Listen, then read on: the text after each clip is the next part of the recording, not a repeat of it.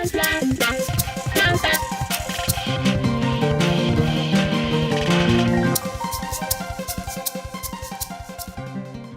name is Jim Richardson. I live in Flint. I vote. Flint votes. Let's all vote.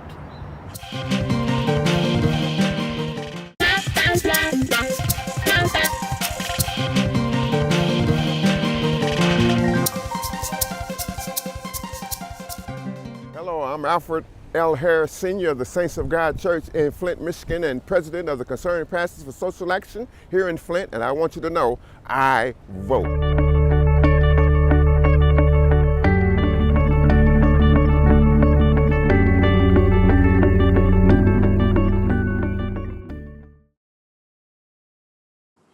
Well, all right. Good evening and welcome to Meet the Candidates. I'm your host this evening, Paul Herring, and I'd like to welcome you to the program. Meet the Candidates has been interviewing candidates for Flint positions, for quite some time now, and I know you guys are familiar with the program. Listen, we reached out to everyone on the list that we got from the state. We sent them an email inviting them to be on the show. So if you don't see your candidate on the show, make sure you give them a call and tell them to reach out to us, and we'd be more than happy to book them, okay? Today's guest is a neighbor of mine, actually, and it is Joel Arnold running for the 5th Ward Council seat. And I don't know if this is his first foray into politics or not. Joel, welcome to the show. Hey, Paul, thanks so much for having me. Happy to be here. Not a problem. Listen, why don't you tell us a little bit about your background and what makes you want to run for city council? Yeah, so I was born over at McLaren Hospital. My family's either lived, in Flint or in Genesee County, since the 20s. So we've been kind of in and around the community. My grandpa was actually a city employee back in the 50s and 60s as an electrician and worked in a few different departments. So we've kind of got a long family history of public service in the community and in the area. But I was lucky enough when I was growing up to actually be interested in community service. I volunteered and worked on a couple of campaigns when I was in high school even and in college for local leaders like Jim Ananick and other folks. And then I went to Michigan State, so go Green, big Spartan. And when I got out of MSU, actually my very first job I worked was in the city of Flint's blight office. So I was the one employee in City Hall that if anyone in the city of Flint had a blight concern, and that was everything from tall grass or litter to dumping and burned out houses, that you would call. So I spent about 3 years doing that work, taking about 4,000 resident calls a year. We supported around 100 different neighborhood cleanups every year. And to me, that was just a great, opportunity to get to know a lot of neighborhood groups and folks that were really doing the work to make their neighborhoods more welcoming, inviting places. And I was also just really proud of the work that we did there to improve city services. When I started that job, the city was solving about 33% of blight complaints. Not really great. If you ask me. By the time I left that position, working with my then boss, Raul Garcia, we were solving about 78% of blight complaints. So we really tried to show that we were delivering on improving services for our residents and solving the kind of problems that cause a lot of quality of life issues in the city. So after that, I was pretty blessed and was able to get a scholarship and actually study over in Ireland, got a master's degree in public policy in Dublin. After that, spent 3 years in South Philadelphia doing community development work, neighborhood planning, building neighborhood coalitions, and a lot of disinvested neighborhoods in Philly. But Flint was always home, and I'd always wanted to come back. And so about 5 years ago, actually, then I finally moved back home into the city and have been here ever since. Spent 5 years working in affordable housing development and community development over at Communities First, doing things like new affordable housing programs, free community programming like Movies Under the Stars or the Levitt Amp concert series behind Totem Books. Also a lot of nonpartisan civic engagement. How do we get our unhoused neighbors or folks living in affordable housing developments engaged in the political process, something that we know is really important just in general, no matter who you vote for. How do we improve the rates of voter participation? And then today, I left that position and now I work over at a place called Abundant Housing Michigan, where we try and advocate to make it easier to build housing across the state. And so I'm really passionate about this work. Like I mentioned, my family's been sort of involved in public service for a long time, although none of them have ever been an elected official. And this is my first time running for office. But it's something that means a lot to me. And I always feel like we've got a lot of tough problems in Flint, but they're really solvable if we have a council that's focused on solving those issues and not focused on, fighting with each other, that kind of stuff that I think has really defined our council for too long. Nice.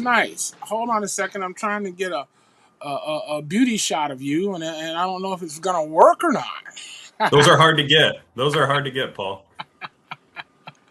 Well, great. Let's see. Why don't you tell us what are your top priorities if and when you get elected? Yeah. So I think it's a couple of key things. When you run for council, it's really important to focus on what is it that council can control. And so obviously my top priority, I think, in any community is public safety, right? If our neighbors don't feel safe in their neighborhoods, if they don't feel like the police are going to show up, if they don't feel like their blocks are well lit, nobody's going to want to stay in our city. But that's functionally also a part of things like how are we investing in economic development, delivering good city services to try and solve issues, right? Almost all of our issues are downstream of not enough good paying jobs and high poverty rates in our city. So we've got to address public safety and the things that lead to criminal issues like a lack of good paying jobs. My second focus would really be making sure we're delivering top-notch city services in general. That's everything from how quick are we fixing your street lights? How quickly are we fixing potholes and paving roads? How are we investing in our parks? The kind of basic city services that we all pay taxes for, but that I think sometimes we then go to other communities and we see a lot of those kind of public investments just operating a lot better. And yet our residents should feel like they're getting good services for what they pay to our city. So I think that's really, really key. And of course, in city services there is also making sure we have safe, clean, affordable water. One of maybe the core city services of any community is making sure that you're getting good quality, affordable drinking water to your residents. And obviously, a lot of our residents still don't trust the water system, understandably. And we've got to make sure that we're making the investments and the monitoring to ensure that we never have a crisis again like we had here during the water crisis. And so the last point, too, that I would say in addition is ending the kind of toxic us versus them politics at City Hall. It's no matter what group of folks you're in, whether you're in a neighborhood group or you're on a church board or, you're just a bunch of volunteers cleaning up your park, there's always going to be personality disagreements between folks and different ideas. But as adults, we should be able to disagree without being disagreeable. And we should also try to work on common areas of agreement. So if you and me agree on 5 out of 10 issues, well, we can fight about the 5 issues we don't agree about, or we can work to make progress in the 5 issues we do agree about. And that's what I really commit to, is being a council person that's focused on making progress, finding areas of agreement, and trying to really end this sort of tit for tat toxic politics that's been an issue in the city, back when I was a city employee and really just for a really long time, and holds back, I think, progress and serving our residents across Flint. Well, I can agree with that. I mean, that's a soft sell, right? Yeah, right. Well, what do you think makes you different than other candidates? Yeah. So I think one thing that I bring to this race sort of is experience both working in City Hall. So I've been that city employee trying to get inside City Hall systems to work, to buy more equipment to fight blight or to respond to resident issues and concerns about burned out houses. And I've seen kind of how the way oftentimes our City Hall is structured and manages things just makes it really hard to meet the understandable concerns that our residents have. And yet outside of that, I've spent the last 5 years working sort of outside of City Hall, but trying to bring investment into vacant buildings in our communities or do community programming. I also spent 5 years over on the board at Friends of the Alley, so doing public space improvement there. And so I think unlike any other resident that's on the ballot, I bring sort of this experience of working inside City Hall and proving that we can improve city services. We took that resolution rate for blight issues from 33% to 78%. And we also went from supporting about 45 neighborhood cleanups a year to, by the time I was done, we were supporting over 100. So showing that we can improve city services without a massive increase in funding. And then at the same time, making sure that as we have other folks that want to invest in our community, whether that's a resident on their own block or a developer based in the city, or folks from outside of town that want to invest in our community in a way that's inclusive of our residents. I've experienced kind of that side of things and how we can change and improve that. And so I think that background from me of actually doing a lot of this work and showing outcomes is something that's different than other candidates that are on the ballot, and something that I'm really proud of. It makes me feel like I've done enough of the work to make a difference if I'm actually in that seat. Okay, that makes sense. I don't think I can. I don't think I can argue that. Let's see. I'm sure you said this is your first campaign. So, Yes, it's first one that I'm the candidate. I've been blessed to work on some, but this is the uh first one that, first time I've ever run for office. so what's been the most surprising about your campaign? Yeah. What I would say has been really surprising is, I think sometimes we have this idea that if you go out and knock on doors with folks, people are going to be, not wanting to talk to you or tell you, get off your porch or, stay away from and certainly that happens, right? There's a lot of doors, but, I've personally knocked on at this point almost 2,000 doors. And I would say 98% of the people that answer their door actually want to talk, are passionate about this city, and really care and are welcoming to a candidate that wants to have a conversation. And what's been most surprising to me sometimes is how much residents, what they really want to see out of City Hall is not necessarily a City Hall that, solves world peace and, ends, major global conflicts and these things, but they want a City Hall that just delivers on the basic public services that folks, I think, in a lot of other communities expect. I've rarely had a resident on the doors come up to me and say, what is your position about, X foreign policy, or what do you think about the president, or things like that. I mean, certainly that comes up, but really what folks want to hear is, how come this pothole's been messed up on my street for 2 years? Or somebody hit that streetlight pole 8 months ago and it's still bent over and down. Or, the community center over here isn't open on the weekends. What is that all about? And I think a lot of residents care. And that's most folks in our city. And they just want to feel like they have a city hall that cares as much as they do. And I think it's just been great. The other day I was knocking on a door up at Lavender and Welch, and a guy was kind enough to welcome me in. We chatted in his living room for 40 minutes just about what he wants to see in this city. So that's the kind of stuff that's been really inspiring to me, and that I've really, really enjoyed as part of getting out and knocking on doors and talking to neighbors. Well, all right, all right. Well, listen, all work and no play makes Joe a dull boy. That's right. What do you like to do in your free time? Yeah. Well, as I mentioned, I went to Michigan State, so I'm a diehard Spartan. Always proud of the Flintstones and our representation in East Lansing. So I watch a ton of Michigan State football, Michigan State basketball, any kind of thing that's at that direction. Although if you are a Michigan fan, we still welcome your support. But beyond that kind of stuff, I'm a big fan of biking. I'm blessed enough in my neighborhood here to have a ton of my friends that are within a couple blocks. It's one thing I love about living in Flint is that I've got, 10 different friends' houses that I can walk to within 4 or 5 blocks of my own house. So I'm lucky enough to get to hang out with them, spend a lot of time together. And so that makes it all the more easy to, just call someone up and say, hey, you want to go bike? Or, hey, do you want to go, play basketball? Or some friends in the neighborhood and me play volleyball once a week. And so I try to make sure that while it's really important, you're right, to focus on these kind of issues and spend time on a campaign. And it's also important to have like a full, well-rounded life where you're also, having a healthy personal life. And so I always feel lucky in Flint, especially this time of year. I almost feel guilty when I go away if I'm out of town for a weekend, because every single weekend, if you miss one, you're going to miss something. And so we see it in our own neighborhood. We've got a great event on Friday and Porch Fest, Pride's on Saturday, and you've got Jazz Fest and Drop Fest and Back to the Bricks and the Crim. And, there's always something going on. So I always feel really lucky to get to live in this city, especially during the summer, because, I always tell folks, if you're bored in this city, especially in the summertime, you just are not looking for stuff to do. I have to agree with you. I've been impressed over the last couple of summers with what's been going on in Flint with the festivals in downtown Flint, the neighborhoods taking over and doing their own Yeah. thing. Kevin Collins has got his thing going on. Bruce Bradley with Tapology. Like you said, if you leave town for a weekend, you're bound to miss something. Yeah, it's a good problem to have. I want now, we've got that problem in the summer. How do we get that problem 52 weeks a year, How do we get that problem year round? Well, yeah. I want you to work on that, okay? There you go. There you go. Listen, is there anything else that you want to tell us that maybe we didn't get to?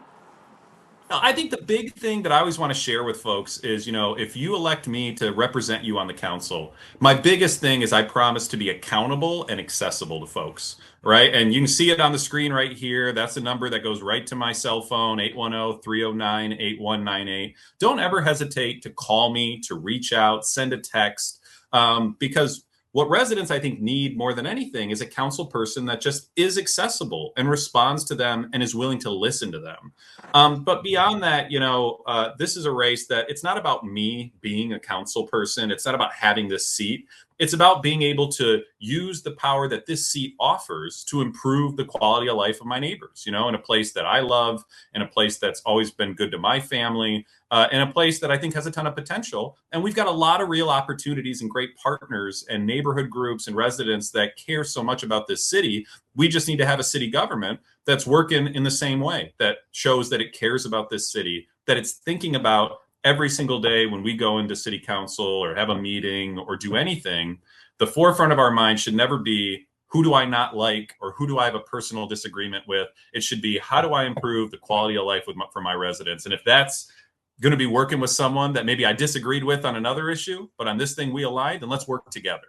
If that means reaching out to a partner that maybe the city didn't have a great relationship with in the past and trying to fix that to make things better, then let's do that. But, at the end of the day, being a council person isn't about me, and it's not about the council person. It's about the residents of the Fifth Ward, the residents of the whole city that just deserve a lot more from their city government. And I promise, my neighbors and the folks in this ward that's what you'll get if you entrust me with this position. Nice. Listen, with the few minutes we have left, we're going to get into some of the viewer questions. All right? Absolutely. Are you ready? Hang on for your hat. Let's do it. All right. What do you think it takes to make a good person? Yeah. The biggest thing I think it takes to make a good person is to always try and put yourself in somebody else's shoes. Right. And I think whether that's, it's the golden rule, treat others how you'd want to be treated. But I think it's one of those things that, are you willing to respect other people's humanity? Are you willing to treat every person you meet, regardless of how much you disagree with them, or maybe even if you personally dislike them, with dignity and respect? And I think that's really, really important. And always remembering that, especially when we're trying to serve our community, it's not about us that are that are in positions of leadership. It's about trying to serve our neighbors and make the world a better place. And so if you're a person that treats everyone you meet with dignity and respect, that makes, keeps in mind that this work's about public service, not about personal enrichment, I think that's the kind of stuff that makes a really good person. And it's something that, whether I'm talking about in politics or just in my personal life, grant people the benefit of the doubt, provide people grace, treat people with respect and dignity, and always remember that, we're here to serve, not here to self-enrich. That's what I think makes a really good person. Nice. All right, here's another one for you. You ready? Mm-hmm. What makes something fair? Yeah, I think what makes something fair, right? We've had this conversation for a long time about equality and equity, right? And how do we make sure we have an equitable society? I think what makes things fair is when you're accounting not just for everyone who showed up that day and treating them the exact same, but also trying to make sure you remember where people come from. Right? Some people come to a situation with more resources or more support in their personal life or any kind of situation like that. But how do you make sure that you are, whether you're doing a community event or trying to educate a young child or provide a public service for someone, that you're meeting people where they are? And that could be at different places, right? You're not going to meet someone who's in a, super rich since childhood, or someone maybe who's been working a job or two their whole life in the same place, because they'll need different supports and they'll need different resources. And so I think it's really important for us as a city or any public official to try and craft your work to understand where people come from, because then you'll do a lot better job serving them,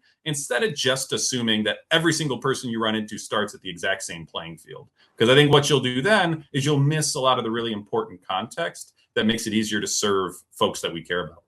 Nice, nice. All right, now here's the last question, and you don't have to answer it. You can answer it with a nod or a smile. All right. All right, go ahead. Have you ever laughed so hard that you peed yourself a little? Ooh, I'm trying to think. I think the actual answer is no, but I've definitely been close. Like I've been genuinely close, and anyone, you got to have friends that'll push you to that limit at any point in time. So I am lucky enough to say that I've definitely been on the line there more than once in my life. All right, great. Listen, guys, it's been Joel Arnold here on Meet the Candidates. Again, we'd like to interview as many people as we can. So if your candidate has not told you that they're going to appear on Meet the Candidates, reach out to them and have them give us a call. 810-239-2901. It's 810-239-2901. We want them on Meet the Candidates. Thank you so much for watching. And as always, there'll be more after this. We've got radio waves, video vibes, a podcast with wild guests, and cartoons that might make your grandma do a double take. I'm Paul, Next 5 media producer, tech whisperer, and full-time overthinker. If it's strange, bold, thoughtful, or just plain weird, I'm probably making it. Tap, follow, subscribe, whatever your thumbs feel like doing today. Let's have some fun. And hey, if you like your content with a little extra sparkle and a lot more spectacle, interesting and even unexpected video. So click, tap, follow, subscribe, whatever your thumbs feel like doing today. Your YouTube channel, Spectacle TV. Subscribe, binge, laugh, raise an eyebrow. It's all there waiting for you.